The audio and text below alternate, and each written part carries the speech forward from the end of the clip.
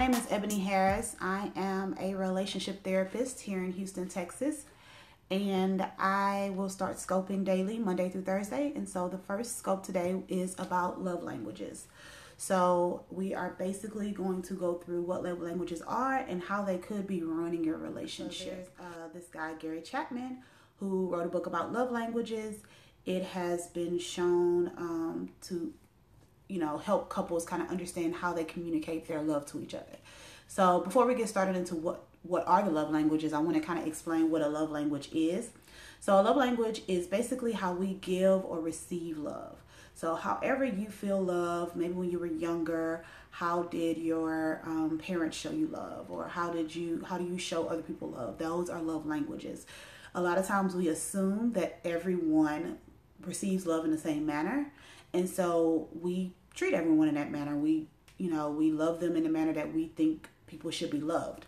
But sometimes their language, that's not the case. Sometimes their language is different. So I want to go through some of the love languages.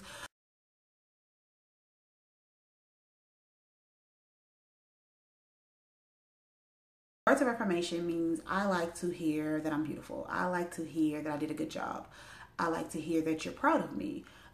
Basically, words of affirmation means that I need to hear your love. I need to hear it in a manner of you complimenting me or saying nice things about me. That makes me feel love when people compliment me.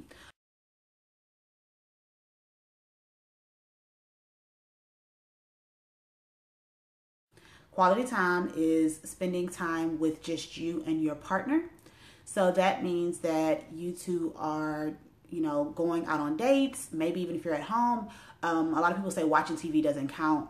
I would say it counts if you're not completely consumed, if you're like discussing the TV program or things like that. But, hanging out on the couch, talking to each other, like I said, going out, doing things together, those count as like quality time. We want to actually spend time just us two alone or with groups, but just we're spending time together, really getting to know each other, really building a deeper connection.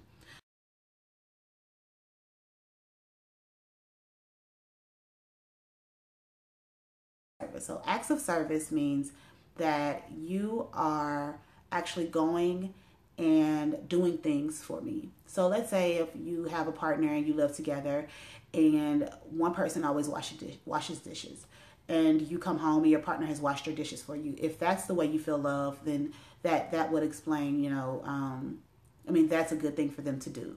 That means that whenever somebody takes out the trash, whenever someone fixes your car, if somebody cooks for you, things like that, do things to help you out or to make your life a little bit easier, that's your love language.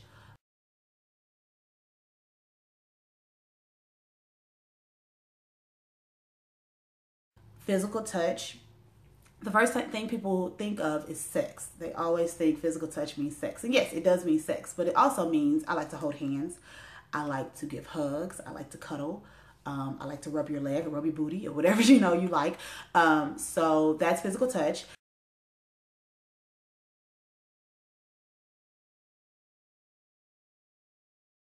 To receiving gifts.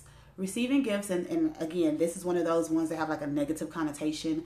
People tend to come across, or people perceive it as being materialistic, and that's not the case. Again, we all have our different languages. Maybe when I was younger, my parents were busy, so we never had quality time, but they would buy me gifts. So that's what I learned love was. So buying gifts is what it says. It can be something as big as I bought you a car to as small as I was at the store and I got your favorite candy bar because I know this is your favorite. So those are the love languages. So again, it's words of affirmation, acts of service, receiving gifts, quality time, and physical touch. So those are the 5 love languages. So we all speak these love languages. Sometimes we speak one, sometimes we speak multiple. It just depends. I will tell for myself, my love languages are physical touch and quality time. I like to hold hands. I like, cuddling. I like cuddling on a couch, not cuddling in bed. I say that because I have a podcast and I make it very clear that I am not a cuddler, but I do like laying around and touching each other. So that's my love language, and spending quality time together, that's also my love language. So those are the 5 love languages. By the way, if I'm like looking off, I have some notes back there, so that's probably why I'm kind of looking behind the camera. But those are the 5 love languages.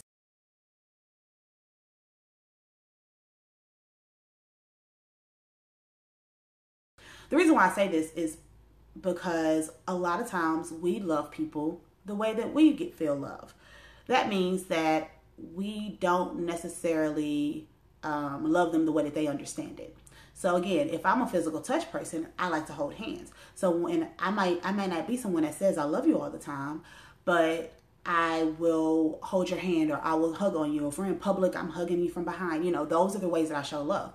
If you're a words of affirmation person, you feel it and you understand it. And of course you want like a mix of them all, but it may not be as clear as if I was to tell you I love you, as if I was, it may be clearer if I told you that, you know, you are awesome and you're great, or, you know, you did this really well.